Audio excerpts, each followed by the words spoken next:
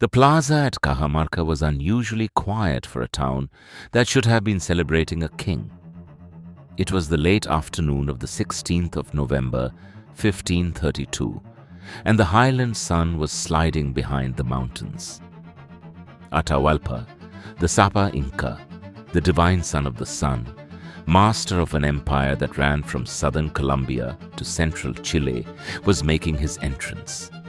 He came in a litter of gold, carried on the shoulders of nobles in checkered livery, surrounded by perhaps 6,000 attendants in cloaks of crimson and white, dancers, jesters, men with slings and clubs and ceremonial axes. Watching from the shadows of the doorways and stone galleries that ringed the plaza, hidden in their iron and steel and crouched beside their cannon, were 168 Spaniards. They had been awake for 2 days. Their leader, a 50-something former pig farmer turned conquistador named Francisco Pizarro, had not slept at all. A Dominican friar walked into the plaza carrying a breviary, approached the litter, and through an interpreter began to speak about a god the Inca had never heard of. Atahualpa listened, took the book, opened it, held it to his ear. He heard nothing. He tossed it to the ground. And in that gesture, between an emperor of perhaps 12 million people and a frightened priest with a closed book, the largest empire in the Americas began to fall. To make sense of what happened in that plaza, we have to rewind almost 100 years and travel south to a high valley about 3,400 meters above sea level, where a small kingdom called Cusco was beginning to reshape the world. The Andes are not a region that lends itself to empire. They are a wall of stone running the length of South America, with peaks higher than any in Europe. The air so thin that visitors today still struggle to breathe at the altitudes where Inca farmers once worked their fields. The mountains are split by deep valleys, separated by deserts, blocked by glaciers and forests. For most of human history, this geography produced a quilt of distinct cultures rather than a unified state. Long before the Incas, the Chavin, the Mochi, the Wari, the Tiwanaku, and the great kingdom of Timor on the northern coast had each risen and fallen, leaving behind temples, irrigation works, and traditions of metalwork and weaving the Incas would inherit. By the early 1400s, the Inca were one Quechua-speaking people among many, ruling a modest territory around Cusco under a line of kings. Local memory traced back to a mythical founder named Manco Qhapaq. They were not yet anything special. What they were about to become defies easy explanation. Within a single century, this small mountain kingdom would assemble the largest pre-Columbian empire in the Americas, controlling something like 2.5 million square kilometers and as many as 12 million people, stretched along nearly 4,000 kilometers of mountain and coast. They would do it without horses, without iron tools, without wheeled vehicles, without draft animals stronger than the llama, and, by most accounts, without anything we would recognize as writing. They called this empire Tawantinsuyu, the four parts joined together, and they conceived of it not as a state, but as an enormous extended household, with the Sapa Inca at its head, the patriarch of a family of millions. Every road, every storehouse, every terrace cut into the mountainside was an instrument for tying that family together. To outsiders, the empire would later look like an impossibility. To the Incas, it looked like the natural order of things, the proper arrangement of human beings on the earth that the sun god Inti had given them to rule. And the man who would turn that vision into reality, who would take a small valley kingdom and remake it into a continent-spanning state, had not yet, in the early 1400s, even succeeded his father. His name was Qhapaq, and the world he inherited was about to be conquered by someone else. In about 1438, a confederation of mountain peoples called the Chanca marched on Cusco. The reigning Inca, his father Viracocha, fled with the heir apparent into the hills, abandoning the city to its fate. Qhapaq refused to leave. He rallied the remaining defenders, called in allied villages, and in a battle that Inca tradition would later describe as one in which the very stones of the field rose up to fight beside him, broke the Chanca army outside the walls of Cusco. The traumatized survivors of the city now had a new ruler, and he took a new name to go with the throne. He called himself Pachacuti, which in Quechua can be translated as Earth Shaker, or he who overturns the world, or more literally, the moment when one age ends and another begins. It was an audacious name, and he set about earning it. Pachacuti's first project was Cusco itself. He drained the marshes between two rivers, redesigned the city in the rough shape of a puma, and replaced its earthen buildings with the precision-fitted stonework that visitors still come to gape at today. At the puma's head he placed the fortress of Sacsay Huaman, whose largest stones weigh well over 100 tons and were dragged into place by sheer mass labor. At its heart he built the Coricancha, the temple of the sun, sheathed inside and out with sheets of beaten gold that the Spanish would later strip from the walls and melt into ingots. From this rebuilt capital he projected power outward in every direction. While his son, Topa Inca, commanded armies in the field, Pachacuti himself rebuilt the institutions of the state. He divided the new empire into the four great regions whose names give Tawantinsuyu its meaning. Chinchaysuyu in the northwest, reaching toward the equator, Antisuyu in the northeast, climbing into the Amazon jungle, Kuntisuyu on the Pacific coast in the southwest, and the vast Kulasuyu sweeping south through Bolivia and into Chile. He imposed a labor tax called mita, which required every able-bodied man to work for the state for a portion of each year, building roads, serving in armies, mining, weaving, farming. He moved entire populations of newly conquered peoples thousands of kilometers from their homelands and resettled them among loyal Inca communities, a policy known as mitmaq, which broke up resistance before it could form. He standardized Quechua as the administrative language. He installed Inti, the sun, as the senior deity of the imperial pantheon and reorganized the calendar, the festivals, and the priesthood around the worship of his divine ancestor. When Pachacuti died sometime around 1471, he left to his son Topa Inca an empire several times larger than the one he had inherited. Topa Inca extended it further. He pushed north into what is now Ecuador, founding a second capital at Quito, and east toward the kingdoms around Lake Titicaca. His most ambitious campaign was against the kingdom of Timor on the northern coast, a wealthy state with cities of adobe and an irrigation network older than the Inca state itself. Topa Inca took it. By the time his son Huayna Capac came to the throne in the 1490s, the empire stretched from southern Colombia to central Chile, a distance comparable to that from London to the Sahara, a span of climates from tropical rainforest through high alpine desert to Pacific coastline. Holding it together was an engineering project on a scale unmatched anywhere in the pre-modern Americas. The Qhapaq Ñan, or Royal Road, eventually ran to more than 30,000 kilometers, and by some estimates, including the dense network of secondary roads, closer to 40,000. There were two main north-south arteries, one along the Andean highlands, the other along the Pacific coast, with hundreds of lateral roads tying them together. The road climbed to passes above 5,000 meters in altitude. It crossed deserts on raised causeways. It plunged into gorges by way of stone staircases cut into living rock.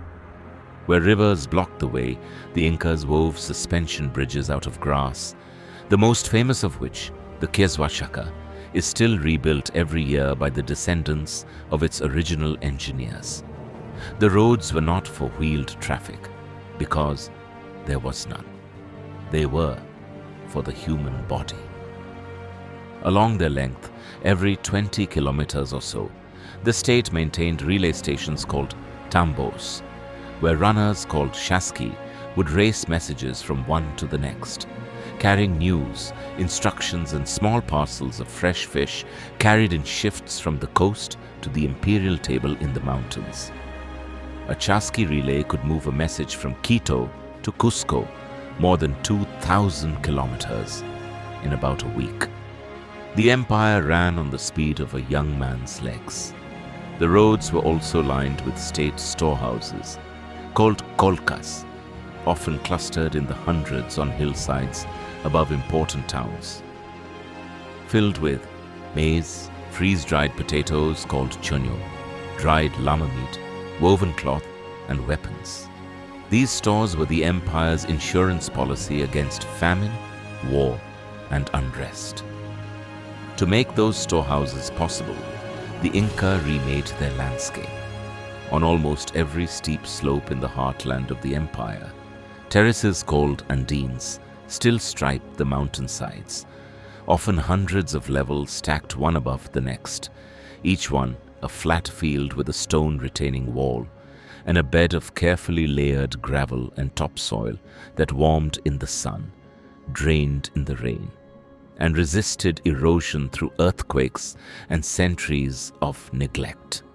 Each terrace had its own microclimate, slightly warmer or cooler than the next, allowing a single hillside to grow potatoes at one altitude, maize at another, quinoa above, and chili peppers below. To preserve their crops, the Incas perfected a process the modern world would only rediscover in the 20th century. They laid small potatoes out at high altitude, where Andean nights freeze and Andean days are bright and dry. After several cycles of freezing and thawing, the tubers turn to chonyo, a lightweight, almost imperishable food that could feed an army on the march for years. NASA has since studied chonyo as a model for space rations. None of this could have been managed without an administrative system, and here we arrive at one of the great mysteries of pre-Columbian history. The Inca were the only major imperial culture in the world to administer a state of this size with no script that historians can read. What they had instead was the quipu, sometimes spelled hipu, which translates from Quechua simply as knot. A quipu is a bundle of cotton or wool cords, dyed in dozens of colors, hanging from a horizontal mainstring. On each pendant cord, knots are tied in 3 distinct types at carefully measured intervals, encoding numbers in a base 10 positional system. The largest known quipus carry more than 1,500 separate cords. Specialists, called Qhapaq spent years memorizing the conventions for reading them and could, according to Spanish chroniclers, recite from a single quipu the population of an entire province, the contents of every storehouse along a road, or the genealogy of an emperor's lineage. For centuries, scholars assumed the quipus were nothing more than mnemonic accounting devices, the abacus of an empire. But more recent work, in particular by the anthropologist Sabine Hyland of the University of St. Andrews, has begun to overturn that assumption. Working in remote Peruvian villages where elders still preserve quipus inherited from their ancestors, Hyland has identified what appear to be phonetic elements in some specimens, syllables encoded by the color, fibre, and ply direction of the courts.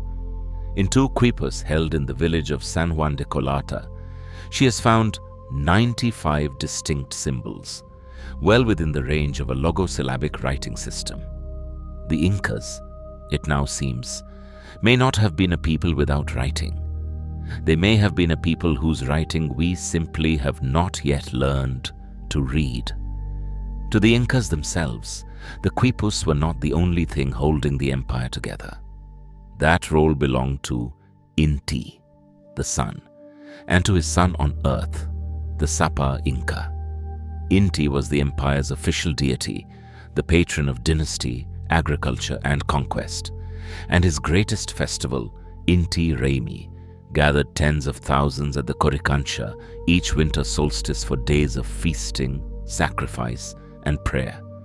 Llamas, coca leaves, fine cloth, and chicha beer flowed onto fires lit in his honor. On the rarest and most desperate occasions, when an emperor died or an earthquake struck, children of perfect health and beauty were taken to the mountain summits, drugged with chicha, and offered to the gods in a rite called Qhapaq. Some of those children, freeze-dried by the same Andean climate that produced chuño, have been found by archaeologists in the past few decades, their faces serene, their hair still braided. The empire was, in its own self-understanding, a religious project. The Sapa Inca was not merely a king. He was the living conduit between the sun and his people, an idea that gave the state extraordinary cohesion in good times and made it dangerously fragile when the man at its center faltered. By the early 1520s, the man at its center was Huayna Capac, the third great expansionist emperor, and he was campaigning in the far north, in what is now Ecuador, when reports began to reach him from the south of pale, bearded strangers who had appeared on the coast of his empire on floating houses. He had also begun to hear of something far more alarming. A new kind of sickness was moving through his subjects. It came faster than any pestilence the Andes had ever known. And it was about to find him. The disease was almost certainly smallpox, brought to the Caribbean by Spaniards in the early 1500s, and by some unobserved chain of contact, transmitted overland from Central America to the Inca borderlands years before any European set foot in Tawantinsuyu. The Incas had no name for it, and no immunity. It killed in waves. Estimates of the death toll vary, but the most cautious modern figures suggest that 200,000 people died in the first outbreak alone, and over the following century, the population of the Andes may have collapsed by as much as 90%. In about 1527, in his northern capital at Quito, the disease found Huayna Capac. He died within days. So did his designated heir, his son Ninanquiochi. The empire was suddenly without a clear successor, and the 2 surviving sons who had a claim, the half-brothers Huáscar in Cusco and Atahualpa in Quito, did not love each other. The civil war that followed was brutal even by the standards of pre-modern conflict. For 5 years, the empire tore itself in half. Huáscar, the legitimate heir from the south, raised the armies of Cusco. Atahualpa, supported by his father's veteran generals in the north, raised the armies that had spent decades subduing Ecuador. Battle after battle, the war moved south, until in 1532, Atahualpa's commanders defeated Huáscar's army outside Cusco itself, captured Huáscar alive, and slaughtered most of his family in front of him. Atahualpa, the victor, was on his way south to be crowned in the capital when a runner brought him word of something he found more curious than threatening. A small group of foreigners, fewer than 200 of them, had landed on the coast and were marching inland. Their leader said he wished to meet the new emperor. Atahualpa decided to oblige him. The two men met in the plaza at Cajamarca on the 16th of November, 1532. What followed was over in less than 2 hours. Pizarro had hidden his men in the buildings around the square, with cannon and harquebus and cavalry ready to charge. When Atahualpa, in his litter, refused the friar's Bible, Pizarro gave the signal. The Spaniards fired their guns into the densely packed Inca attendants. The cavalry charged into the panicking crowd, and Atahualpa himself was pulled from his litter and taken alive. By the time the sun set, perhaps 7,000 of his people had been killed. The Spanish had lost no one. The emperor was now a hostage. Atahualpa, with breathtaking poise, offered to fill a room 22 feet long and 17 feet wide with gold, to a height above his own raised hand, and twice that volume in silver in exchange for his freedom. Pizarro accepted. For nearly 8 months, Inca subjects across the empire stripped temples and palaces of their treasure, melted golden suns and silver moons, and carried them in long caravans to Cajamarca. The room was filled. The ransom is estimated, in modern terms, to have been worth in the hundreds of millions of dollars. Pizarro had it melted into ingots, took the royal fifth for the King of Spain, divided the rest among his men, and then, on the 26th of July, 1533, on a charge of plotting rebellion that he himself had likely fabricated, had Atahualpa executed by garrote in the same plaza where they had first met. The Sapa Inca was dead. The empire was leaderless, and the Spanish were already on the road to Cusco. The conquest, however, was not over. It would take another 40 years and many more battles before the last embers of Tawantinsuyu were extinguished.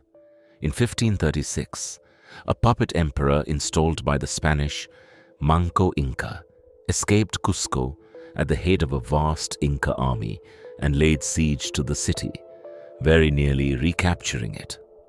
He was driven off, retreated into the cloud forests northwest of the capital, and built a remote jungle stronghold called Vilcabamba, from which he and his successors raided Spanish positions for the next 35 years.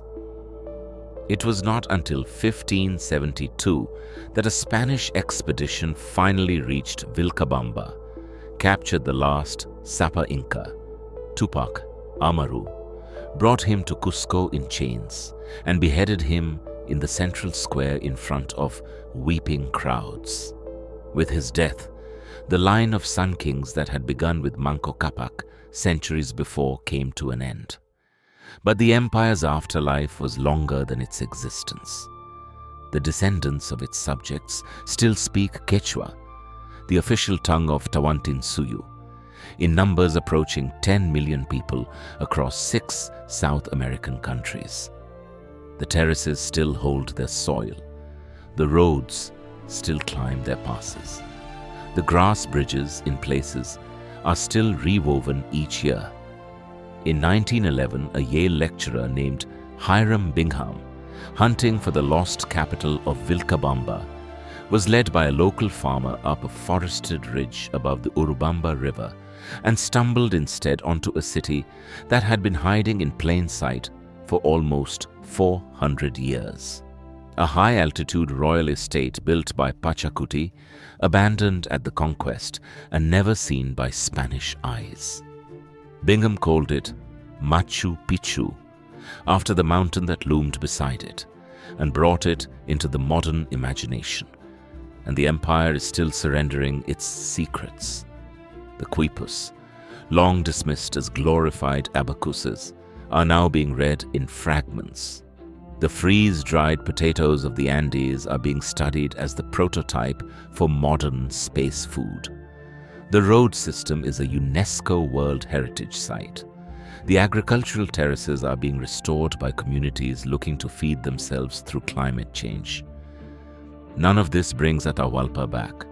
None of it undoes the catastrophe of the conquest, which killed more people than almost any single event in human history before the 20th century.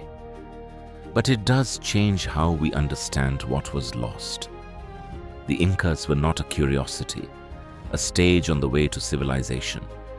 They were a fully realized empire, with engineering equal to anything in Eurasia, an administrative reach that ran on knotted strings, and a vision of human society as a great extended family bound to the sun. They built one of the most extraordinary states the world has ever seen. And then, in the space of a single afternoon in a highland plaza, they lost it.